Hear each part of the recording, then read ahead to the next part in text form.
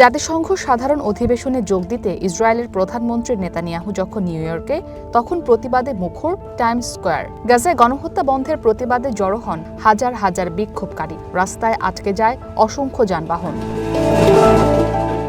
বিক্ষোভকারীদের একটাই দাবি, গাজায় নৃশংসতা বন্ধ করতে হবে। তারা বলেন, গাজায় অমানবিক নির্যাতন চলছে, এটি পুরোপুরি গণহত্যা। আর এই গণহত্যার জন্য দায়ী প্রধান ব্যক্তিটি এসেছেন নিউ ইয়র্কে। এটি আমেরিকার জন্য লজ্জার। আমরা আমেরিকার লাখ লাখ মানুষের প্রতিনিধিত্ব করছি। গাজায় জাতিগত নিধন চলছে। আমরা গণহত্যার বিরুদ্ধে, পশ্চিম তীরকে সংযুক্ত করারও বিরুদ্ধে।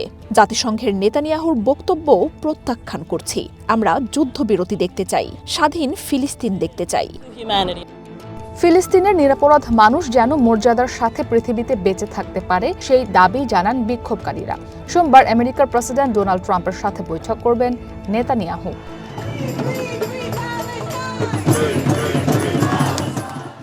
2023 সাল থেকে হামাসকে নির্মূলের উদ্দেশ্যে গাজায় হামলা শুরু করে ইসরায়েল। 2 বছর ধরে চলমান সহিংসতায় প্রাণ হারান 65,000-এর বেশি ফিলিস্তিনি। লাগাতার বিমান হামলা ও স্থল অভিযানে পুরো গাজা এখন বিধ্বস্ত জনপদ। ইসরাত মুক্তি, ওয়ান ইন্টারন্যাশনাল ডেস্ক।